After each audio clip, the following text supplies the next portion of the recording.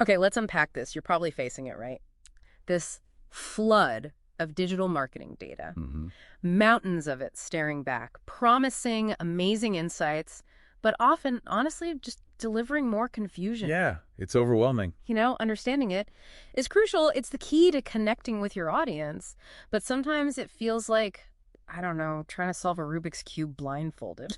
It's funny you say that because that feeling of being lost in the data, it's so common. Right. But the good news is the path to clarity, it's actually within reach.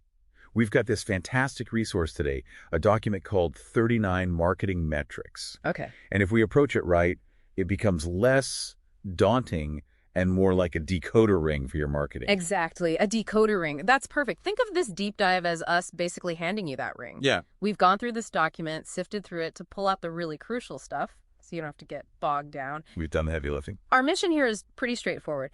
Extract the most important knowledge about these marketing metrics. What do they really tell us? Yeah, what do they tell us? Why are they just indispensable now? And crucially, how can you, our listener, use them? How can you use them to make smarter moves? Save your valuable resources, time, money, and genuinely understand the people you're actually trying to connect with. And if we zoom out a bit, it's really about shifting from, making educated guesses Gut feeling. to navigating with real data-driven confidence.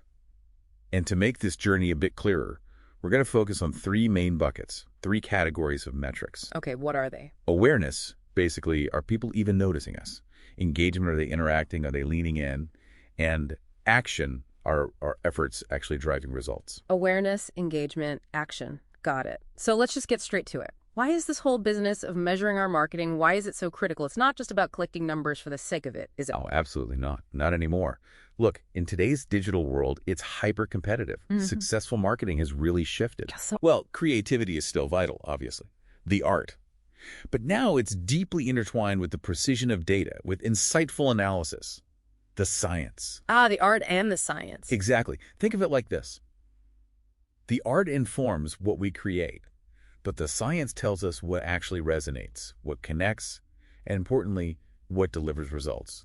Right. I liked the analogy in the document, trying to get somewhere new without any directions. Yeah. No map, no GPS, not even a compass. You just wander around, right? You probably take wrong turns, waste loads of time and energy, maybe never even get there. That perfectly captures it. Marketing without metrics is just aimless wandering. But with metrics, suddenly you have a navigation system for your business. Like a marketing GPS. Pretty much. These metrics, they light up the path, they show which strategies are working, they highlight areas that need a tweak. Or maybe a complete overhaul. Possibly. And they guide you on where to put your resources, your budget, for the biggest impact. In this age of information overload, being able to read and act on these metrics, that's a genuine superpower for your business. Okay, so why now? Why is this especially critical in this digital age where we're basically swimming in data? Well, there are several really fundamental reasons. First up, data-driven decisions. Moving beyond just gut feel. Exactly. We've moved past relying solely on intuition or, this worked last time. Metrics give you concrete evidence. Proof. It lets you make informed decisions with much greater certainty. That minimizes risks and significantly ups your chances of success. Can you give us a real-world example of how that works? Sure. Imagine you're planning a social media ad campaign. Okay. Metrics can tell you which platforms are actually most effective for your specific goals, which audience segments are clicking, responding positively. Even the best times to post. Even the best times to post for maximum visibility. So instead of just throwing spaghetti at the wall. Hope something sticks. Right. You can fine-tune your campaign for real efficiency and impact. That makes perfect sense. Okay, what's the second big reason metrics are so vital now? Budget optimization and ROI improvement. This is huge for any business. Making the most of every dollar or bat or pound. Exactly. Resources are always finite. Metrics give you that transparent view. Are your investments actually paying off? Where's the money going and what's it doing? Precisely. You can pinpoint which channels, which specific campaigns are delivering the highest returns. And just as importantly, you can spot the areas where spending might be, underperforming. And then you can shift things around. Strategically reallocate your budget to maximize your overall return on investment, your ROI. So say we're doing SEO, running some PPC ads, maybe doing email marketing. Yeah. The data, the metrics, they'll clearly show which one is bringing in the best new customers and maybe at the lowest cost. Absolutely. Metrics like cost per acquisition or CPA tell you exactly that. CPA, got it. By understanding which channels give you the best value, you can strategically shift your resources to those high performers. That can lead to a significant boost in overall profitability. All right, every business wants that. What's the next key advantage metrics give us? Continuous improvement. Marketing isn't a one-and-done thing, right? Definitely not. It's always evolving. It's an ongoing process. Testing, learning, refining. Metrics act as your feedback loop. Your performance report card. Kind of. They highlight both the strengths and the weaknesses of your current strategies. This lets you constantly fine-tune your approach, experiment with new tactics, and consistently lift your performance over time. Like A/B testing different versions of a landing page. Is that an example? Perfect example. Metrics will show you clearly which version gets more clicks, more signups, more purchases, whatever your goal is. And you use that evidence. That data-backed evidence Yeah. to optimize your website, your content. It leads to sustained improvements. Okay, this is all landing in a really practical way. What about understanding customers better? How do metrics help there? Deep customer understanding. This is another huge benefit. Marketing metrics give you this comprehensive view of the whole customer journey. From the very beginning. From the first moment they become aware of your brand, all the way through to making a purchase, and hopefully becoming a loyal, repeat customer. Seeing the whole path. Yes. And these insights let you create more tailored, more relevant experiences. You can spot friction points where people dropping off. Fix the leaky bucket. Exactly. And ultimately increase your chances of converting leads and fostering that long-term loyalty. You can even start to anticipate future needs and behaviors. So you can be proactive, not just reactive. Precisely. Adapt your strategies to serve them better before they even ask. That's almost like having a crystal ball, sort of, showing you how customers interact. What other key benefits are there? Competitive advantage. Yeah. Let's face it, most markets are crowded these days. Yeah. Having access to accurate, timely data gives you a significant edge. Metrics provide a valuable snapshot of the competitive landscape. See what others are doing. Understand their strengths, their weaknesses, and maybe uncover untapped opportunities for your own growth. The document mentions social listening here, I think. Yes, good point. By analyzing social listening data, maybe you spot an unmet customer need, a pain point your competitors haven't addressed yet. Ah, an opening. Exactly. That insight lets you develop maybe a new product, a new service, to cater to that niche before anyone else does. Smart. Okay, what about selling marketing internally? Talking to the execs. Ah, yes. Communicating marketing value to executives. This becomes so much easier, so much more persuasive when you have data. Numbers they understand. Often, marketing teams struggle to articulate their impact clearly. Metrics provide tangible evidence. Increases in sales, better brand awareness, higher customer satisfaction. So instead of just saying, hey, we think this campaign worked well. You show them quantifiable results. Yep. Presenting well-structured reports, clear figures, insightful charts, data-backed analysis. It powerfully demonstrates the impact. Makes the case for budget. Makes a compelling case for continued investment, and clearly shows marketing's role in driving overall business success. Definitely key for getting that buy-in. Anything else? Especially with how fast the digital world changes. Absolutely. The final crucial point is adapting to change. Things move so fast online. Incredibly fast. Platforms evolve. Consumer behaviors shift. What worked yesterday might be obsolete today. Constant flux. Exactly. Continuously monitoring your metrics in real time lets you spot these shifts as they happen. Trends, changing preferences. So you can pivot quickly. Adapt your strategies quickly and accurately. It ensures your brand stays relevant and keeps reaching your target audience effectively, even amidst all the change. The document used the example of tracking engagement on, say, Facebook versus TikTok. Right. If your data shows engagement dropping on Facebook, but it's soaring on TikTok, You shift your focus. you strategically adjust your content, maybe reallocate ad budget to where your audience is actually active and receptive right now, keeps you top of mind, keeps you connecting effectively. So it really sounds like in today's world, measuring marketing performance isn't just a nice to have. Not at all. It's absolutely essential for any business that wants to, not just survive, but really thrive. That's the core message. And look, getting started with tracking and analysis might seem daunting at first. It can feel like a lot. But the tools and tech available today have made measurement much more accessible than ever. The foundation, though, the absolute starting point for effective measurement, is setting the right key performance indicators, your KPIs. Okay, KPIs. We hear that acronym all the time, key performance indicators. What actually makes a KPI good, not just another number we track? That's a great question.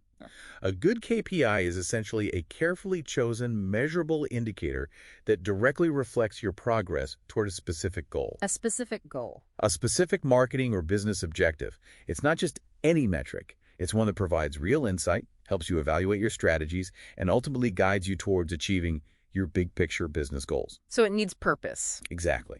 And the document rightly points out, setting effective KPIs isn't about picking random, impressive-sounding numbers. No vanity metrics. No, it's a deliberate process. It demands thoughtful consideration of several key factors. Right, so where do we even begin?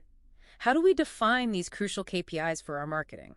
The very first step, the absolute bedrock, is clearly defining your business objectives. Start with the why. Always, before you even think about metrics, ask, what exactly do we want to achieve with this campaign, this initiative?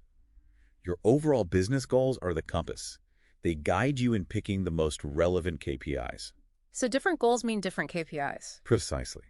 Let's say your main goal is building brand awareness. Okay. Relevant KPIs might be things like reach how many unique people see your stuff, maybe brand recall or recognition, which we'll get into, or even engagement rate as an early sign of interest. But if the goal is sales, then you focus on KPIs like conversion rate, what percentage actually buy, or the total sales revenue from the campaign, maybe average order value. And for loyalty, if you want stronger brand loyalty, key KPIs might be repeat purchase rate, maybe net promoter score, NPS for satisfaction, or your customer retention rate. That makes total sense. You need to know the destination before you measure if you're on the right track. Exactly. The document also mentioned aligning campaign KPIs with the bigger long-term business goals. That seems important. Absolutely crucial.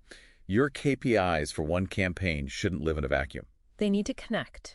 They should always contribute to the bigger picture, support those overarching long-term business objectives. Think of them like stepping stones, all leading towards your ultimate business aims. Okay, so we know what we want to achieve. Crystal clear objectives. What's the next critical factor for setting KPIs? The next really important one is your available budget. Ah, the money. Yep.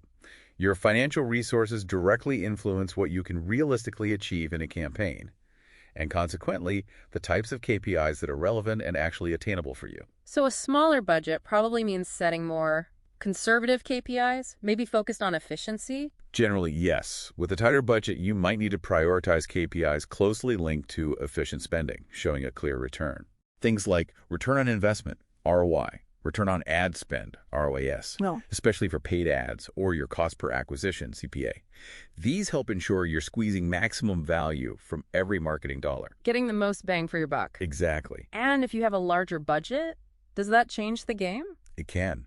With more substantial resources, you might be able to set KPIs focused on wider growth, longer-term impact. Broader goals. Like increasing overall market share or achieving a significant brand lift, how brand perception improves, or even expanding your total addressable market, your TAM. Bigger ambitions. Right. And the document adds a very practical tip. Calculate your campaign's break-even point. What? To make sure the KPIs you're aiming for will actually lead to profitable outcomes for the business. Yeah. Keep it grounded in financial reality. Smart. Definitely need to keep profitability in mind. Uh-huh. Okay, objectives, budget. Yeah. What's the third key factor for determining KPIs? The third crucial element is campaign duration, the length of time your marketing initiative will run. How long is the campaign? Yeah.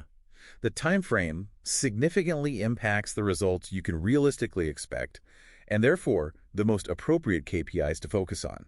Some outcomes just take time to show up. Right, you can't expect miracles overnight. Exactly.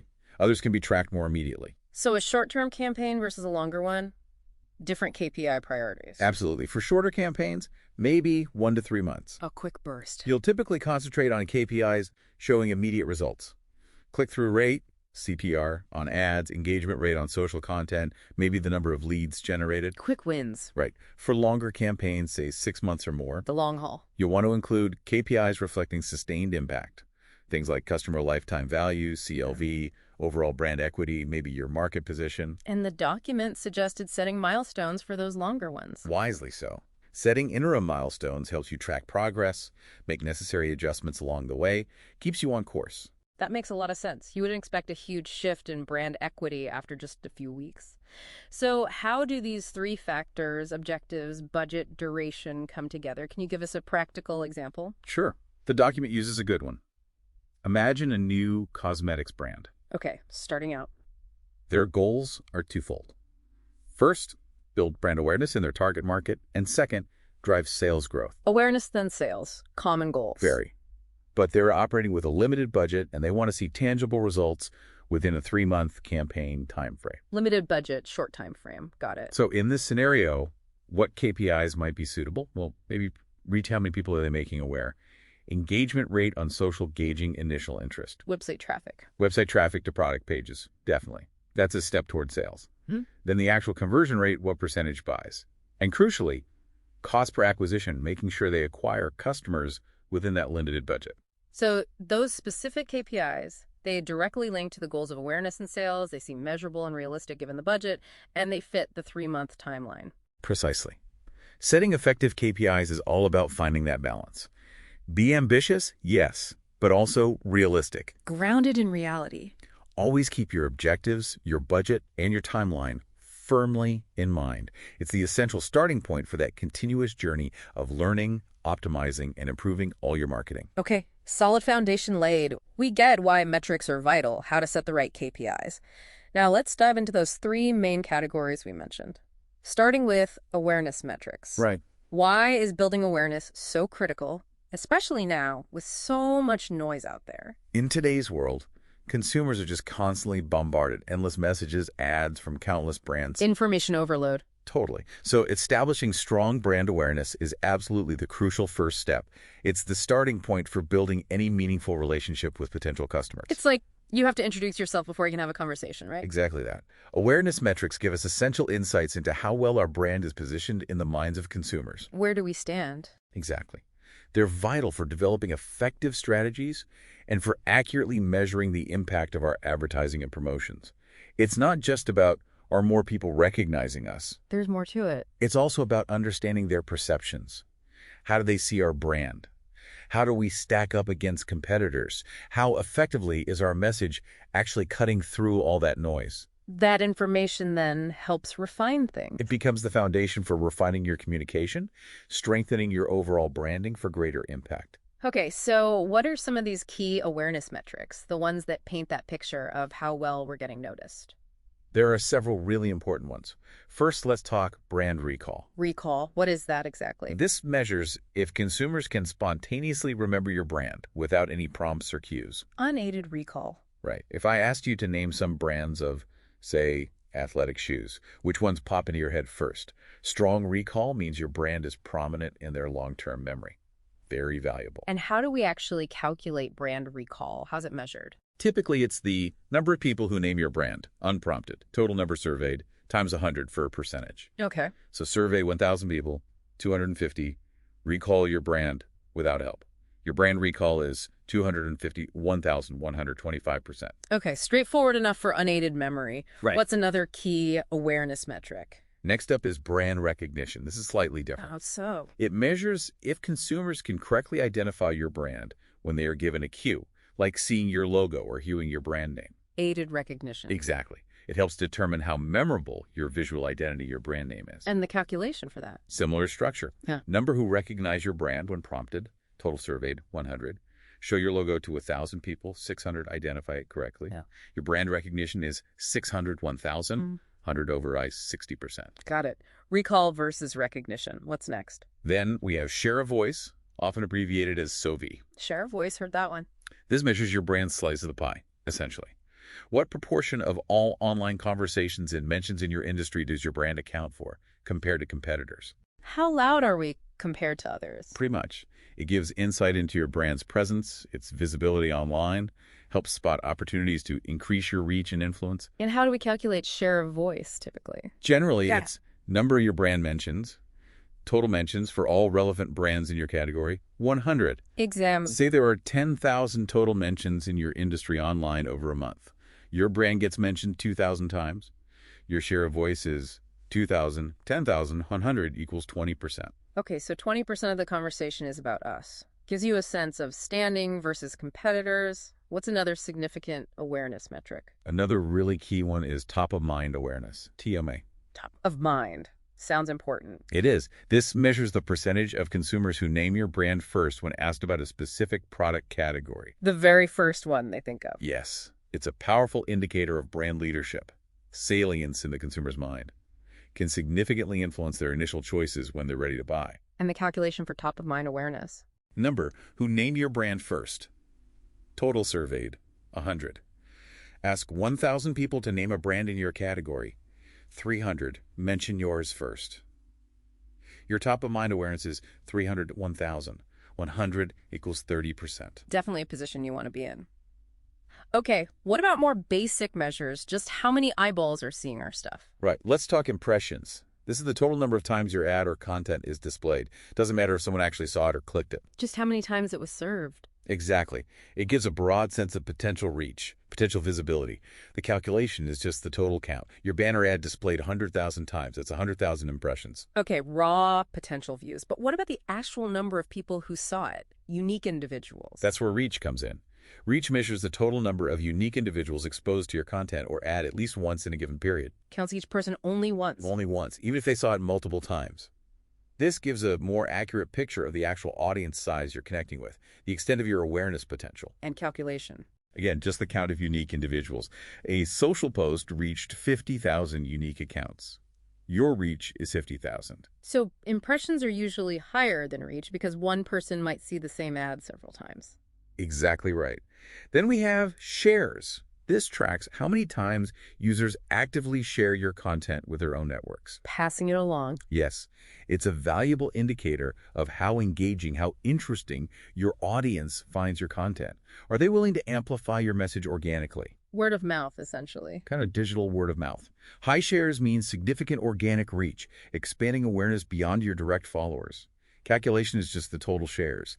A video shared 5,000 times, shares against 5,000. That's like free marketing from your audience. Yeah. Nice. What about the cost? How efficient are we at getting these impressions? That brings us to CPM, cost per mil, or cost per 1,000 impressions. Cost per 1,000. Right. This metric is the amount you pay for every 1,000 times your ad is displayed. Key indicator for budget efficiency and generating visibility. Lets you compare cost effectiveness across different campaigns or channels. And how do we calculate CPM? The formula is total campaign cost, total impressions, 1,000. Example. Spent 500 BAT on an ad campaign, got 100,000 impressions. Your CPM is 500,000, 1,000 equals 5. So 5 BAT per 1,000 displays. Okay. Helps compare ad costs apples to apples, but efficiency is one thing. Are we reaching the right people? Excellent point. That's measured by on-target reach. Reaching the target audience. Exactly. This is the number of people within your defined target audience who saw your ad or content at least once. Crucial for assessing if your ad spend is hitting the intended demographic, avoiding waste on irrelevant audiences. Makes sense. How is it expressed? Often as a percentage, calculated as number of target audience reach, total reach, 100. So, If your total reach was 100,000 people, but 80,000 of them matched your target profile, yeah. your on-target reach is 80,000, 100,000, 180%. 80% of the people we reached were the ones we actually wanted to reach. That's important for maximizing impact. What's the final awareness metric we should cover? Last one for now is viewable impressions, sometimes called active view. Viewable, meaning someone actually could see it. Precisely. This measures how many times your ad was displayed in a position on a page or app where it's actually visible to the user. Not below the fold, or loaded but never scrolled to. Exactly. There are industry standards, typically at least 50% of the ad's pixels visible for a minimum time. Usually 1 second for display ads, 2 seconds for video. Why is this important? It gives a more accurate assessment of awareness effectiveness because it filters out impressions that no human ever actually saw. Counting what counts, basically. Right.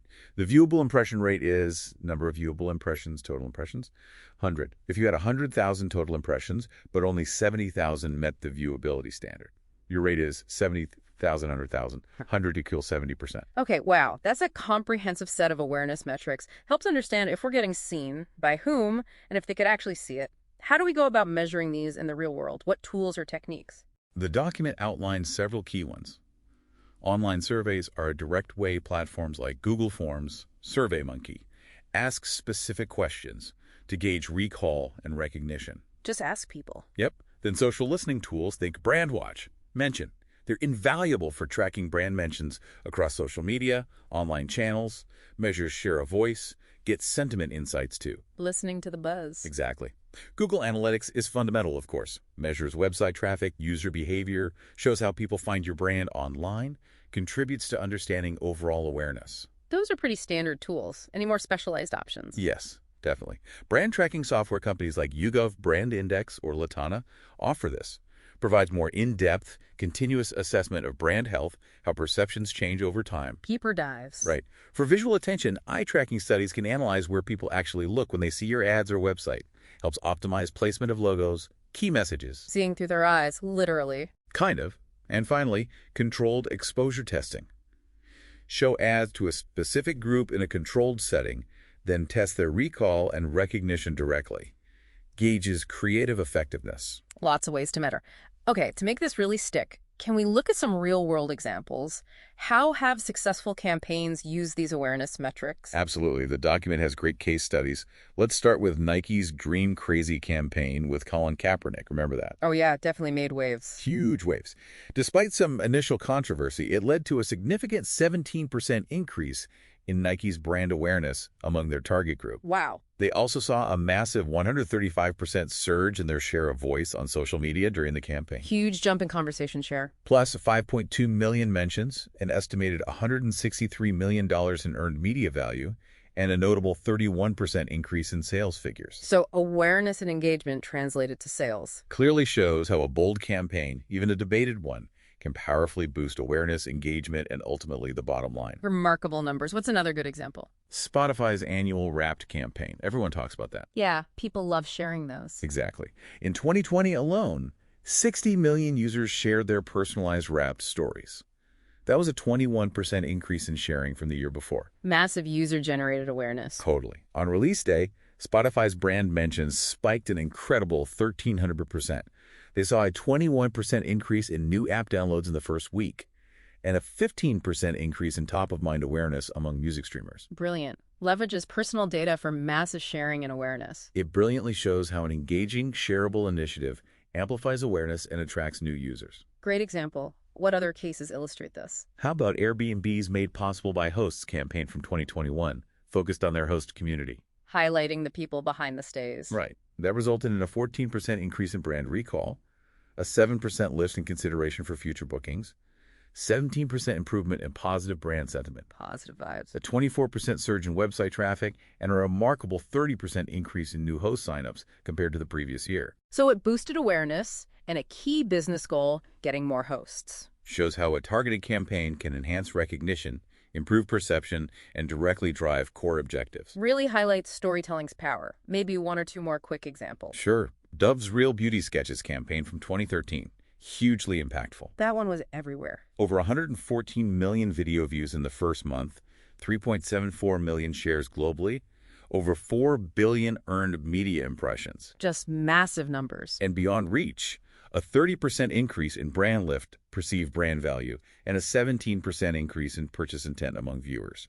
Broadened awareness massively while reinforcing their brand image. Last one, just to round it out. Okay, Apple's ongoing Shot on iPhone campaign. The user photos. Yes.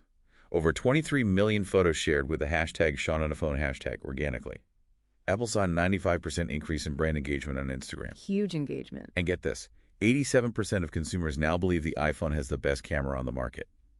That translated to an estimated $38 million in earned media value annually, and a 5% increase in premium smartphone market share. Wow. User content driving perceived quality and market share. Incredible. Vividly shows how leveraging user content can influence quality perception and impact market position.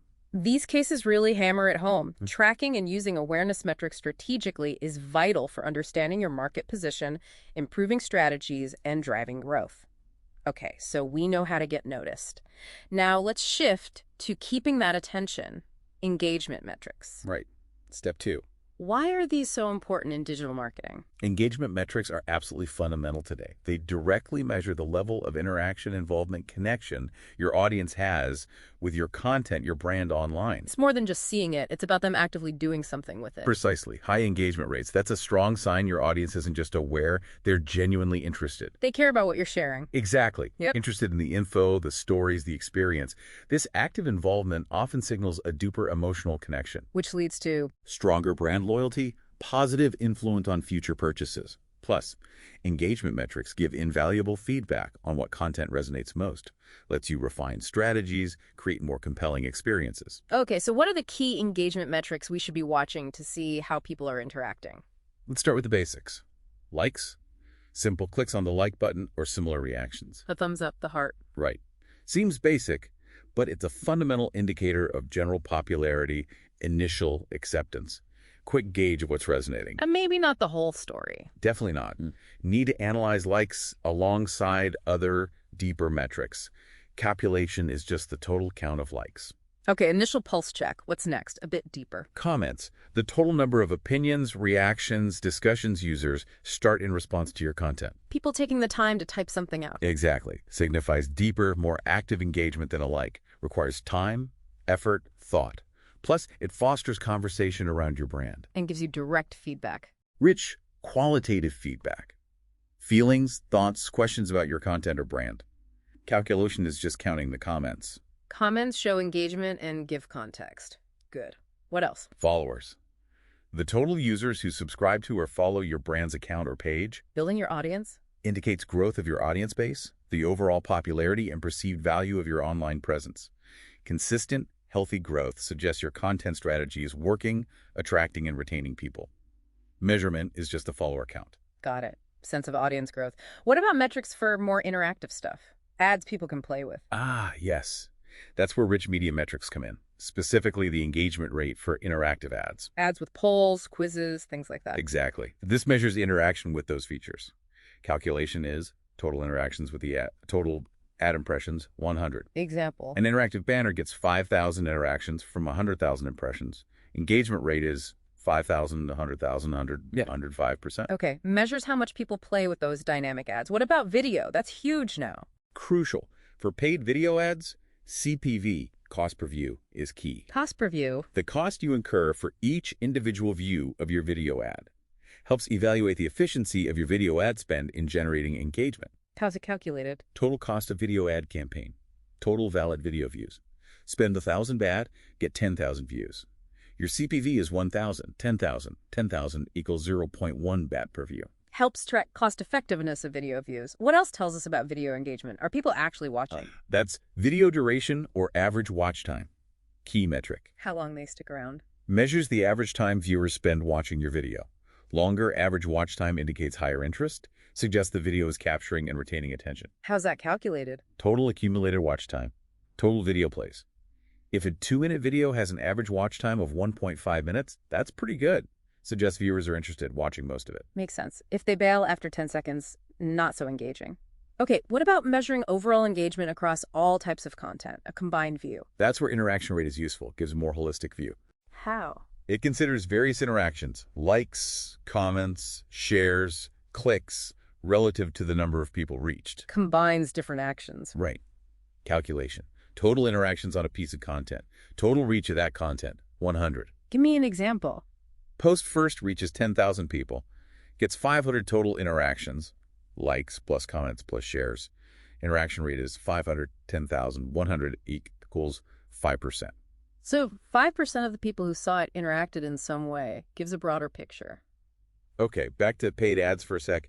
Key engagement metrics there. CPC, cost per click, is fundamental. Cost per click. The cost you incur each time someone clicks your ad helps evaluate budget efficiency in driving traffic to your site or landing page. How much per click? Calculated as total ad campaign cost, total clicks received, spend 1,000 BAT and get 500 clicks. CPC is 1,500 and includes 2 BAT per click. Tells you the price of getting someone to visit. What about the ad's effectiveness in attracting clicks in the first place? That's exactly what CTR click-through rate measures. Click-through, the percentage of ad impressions that result in a click.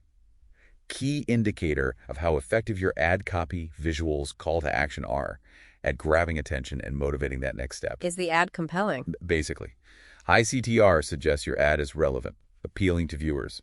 Calculation, total clicks, total impressions, 100. Example. Ad gets 1,000 clicks from 100,000 impressions.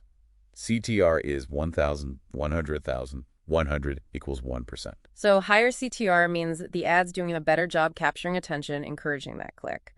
What's the last key engagement metric for today? Final one for now, time on page. How long people spend on a specific web page. Exactly. Valuable indicator of interest level, perceived quality, relevance of your content. Longer time on page, generally users find it in-depth, informative, engaging. Builds connection. Can contribute to stronger brand connection, potentially influence future conversions. Calculation can be nuanced, especially for single page visits, but generally it's total time spent by all users on the page divided by total visits to that page. Okay, so these engagement metrics give a much richer picture than just awareness. How do we actually use this data effectively? Improve content, improve strategies? Great question. The document highlights key ways. First, analyze what content gets high engagement. Look for patterns. Themes, formats, topics. Themes, formats, video.text.images, topics, even posting times that resonate most. Second, tailor future content to match those demonstrated audience interests. Use the feedback, comments, shares. Give them more of what they like. Essentially.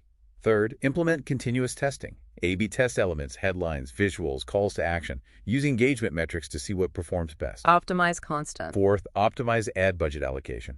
Analyze CPC data, invest more in channels and campaigns driving cost-effective engagement. Put money where it works. And finally, improve customer response.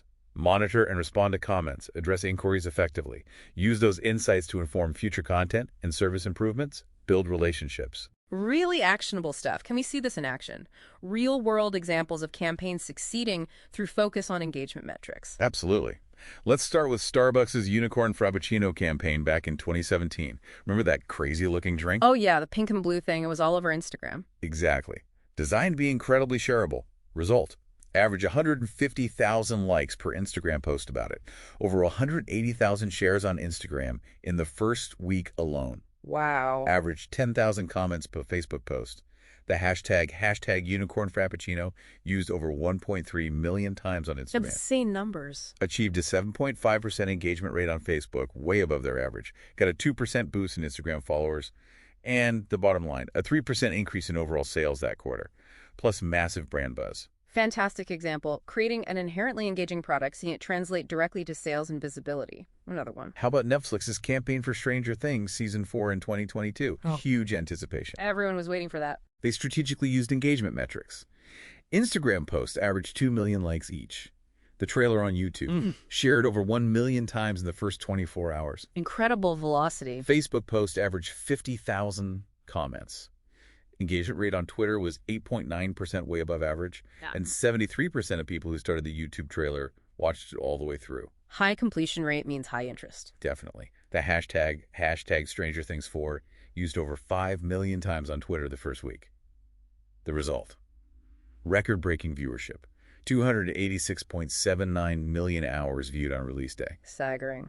Shows how strong engagement drives massive results, in that case, viewership. So focusing on engagement metrics, it's not just about clicks and likes. Not at all. It's about fostering real interest, sparking interaction, building deeper connections that benefit the brand long term. Exactly. In today's world, effective engagement isn't optional. It's essential for success. By intelligently tracking, analyzing, acting on these metrics, you build stronger relationships, improve marketing effectiveness, foster loyalty, and ultimately drive much better sustainable business results. Okay, covered awareness, getting noticed, engagement, keeping attention, building connection. Now, let's get down to brass tacks. Action metrics. The bottom line stuff. The results. Why are these so absolutely critical for businesses focused on tangible outcomes? Action metrics are vital because they directly measure the tangible results of your digital marketing that hit the bottom line. Sales, signups. Sales, customer signups, app downloads. These metrics give you the critical data to accurately measure your return on investment, ROI, optimize campaigns for better performance, and make informed decisions about allocating your marketing budget effectively. Leads to more impactful, accurate business decisions. So these if all the effort is actually translating into real business value. Precisely. And there are several key action metrics we absolutely need to monitor. The first, most fundamental one is simply conversion. The desired action? The number of users who complete that target action, make a purchase, fill out a form, sign up for a newsletter. It's a direct measure of how effective your marketing is at driving specific outcomes. And how do we measure our overall effectiveness at getting those conversions? That's the conversion rate, the percentage of visitors or ad viewers who actually complete that target action. Percentage who convert. Right. Calculated as total conversions, total visitors or interactions, 100. Example, 10,000 website visitors in a month, 200 make a purchase. Conversion rate is 200 is 10,000. 100 equals 2%. Clear assessment of your conversion process effectiveness. Okay, 2% conversion rate tells us how well we turn interest into action. What about the actual money generated by these actions? That's conversion revenue. The total revenue directly generated from conversions tied to your marketing. The financial return. Gives a clear picture of the financial return. Essential for calculating ROI, making investment decisions. You just sum up the monetary value of all those completed purchases or other revenue-generating conversions. So those 200 purchases at an average of 500 baht each. Conversion revenue is 200, 500 equals 100,000 baht. Exactly. Now, acquiring customers is great, but keeping them is critical too. That's where churn rate comes in. How many customers are leaving? The percentage of customers who stop using your product or service over a specific period, calculated as customers lost, total customers at start of period, 100. A low churn rate indicates high satisfaction, long-term business health. Definitely want to keep churn low. Okay, what about the return specifically on ad spending? That's ROAS, return on ad spend. ROAS. It's a ratio comparing revenue generated directly from ads to the amount spent on those ads. Crucial for evaluating ad investment efficiency and profitability. How are they calculated? Total revenue from ads. Total ad spend. Spend 10,000 bahts on ads, generate 50,000 baht in revenue. ROAS is 50,000, 10,000 equals 5, often expressed as 5.1. So 5 baht back for every 1 baht spent on ads. Very useful. What about the broader picture, profitability of all marketing efforts, not just ads? That's ROI, return on investment. More comprehensive. Overall return. Measures overall profitability of a campaign or activity, considering all associated costs. Yeah. Calculated as total revenue, total marketing cost, 100. Positive ROI means your marketing is making more than it costs. So total investment, 100,000 baht ads, content, people, generated 150,000 baht revenue. ROI is 150,000, 100,000, 100,000, 150%. Precisely. Now thinking long term. What's the total value of a customer over their entire relationship with us? That would be customer lifetime value, CLV. Exactly. CLV is a projection of the total revenue you expect from one customer over their entire time with you. Super valuable metric. Incredibly valuable. Understands long-term customer value, informs decisions on acquisition versus retention spending. High CLV indicates successful loyalty and retention. How's CLV typically calculated? Various ways, but a common formula is average purchase value, average purchase frequency per year, average customer lifespan in years, the initial cost to acquire that customer, CLV. Okay, factors in spending, frequency, duration, minus acquisition cost. What about just the average amount spent per order? That's average order value, or AOV. Simple calculation. Total revenue. Total number of orders in a period. Key indicator of buying behavior. Insights for pricing, upselling opportunities, increasing AOV boost revenue without needing more customers. So 100,000 baht revenue from 200 orders means AOV is 100,200 equals 500 baht per order. What about the cost to get a new customer? That's customer acquisition cost, or CAC. CAC. The average amount spent to acquire one new customer. Calculated as total marketing and sales expenses, number of new customers acquired, in a period. Crucial for assessing acquisition efficiency. Compare CAC to CLV to ensure acquisition is profitable long-term. So 50,000 baht spent on marketing sales got 100 new customers. CAC is 50,000, 100% of 500 baht per new customer. Okay, last one here. How well are we keeping the customers we already have? That's the retention rate. Keeping customers around. The percentage of existing customers who continue doing business with you over a period versus the total you started with. High retention signals satisfaction, loyalty, strong relationships. Calculated as end customers, new customers acquired, starting customers, 100. Okay, clear definitions for these critical action metrics. Yep. Now, how do we actually use this data? Analyze campaigns, drive improvement. Great question. The document outlines essential steps. First, set clear specific goals for each campaign and define the key action metrics as your KPIs. Know what success looks like. Second, track and analyze these metrics regularly. Use analytics tools, dashboards, ideally near real time. Keep your finger on the pulse. Third, compare current performance to historical data. Spot trends, seasonality, significant changes. Context matters. Fourth, implement A/B testing. Test ad copy, landing pages, CTAs. Use action metrics to see what drives conversions best. Test and learn. Fifth, analyze the entire customer journey. Use metrics to find drop-off points, friction, make data-driven improvements. Fix the leaks. Sixth, refine audience targeting. Use conversion rate data. Focus efforts on segments most likely to convert. Target smarter. Seventh, prioritize ROI. Consistently use RAS and overall ROI data to allocate budget effectively across channels and campaigns. Follow the money. And finally, develop customer retention strategies. Monitor churn rate, CLV. Identify opportunities to boost loyalty, encourage repeat business. Proactive retention. Those are really practical steps. Can we see some real-world examples? Companies using action metrics successfully. Absolutely. Let's start with Amazon Prime Day. Huge event. Massive sales day. They rely heavily on action metrics like conversion rate and conversion revenue. In 2021, they reported a 25% increase in conversion rate versus a typical day, generated a staggering $11 billion in conversion revenue. $11 billion. And saw a 350% increase in new Prime memberships, a key conversion for them. Shows their ability to optimize offers to drive massive sales and acquisition. Incredible numbers. Another example. Netflix and its personalized recommendation engine. We talked about engagement, but action too. Yes. They closely monitor churn rate and CLV.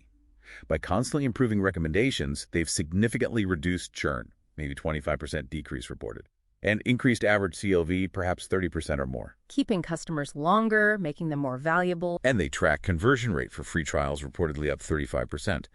Shows personalization attracts new subscribers who stick around. Power of personalization driving retention and value. One more quick case. Sure. Airbnb's referral program. Getting users to refer friends. They use ROAS and ROI to measure efficiency. Reports suggest the program hit a ROAS around 300% $3 back for every $1 spent on referral bonuses. Great return. And a 25% higher overall ROI from referred users compared to traditional marketing.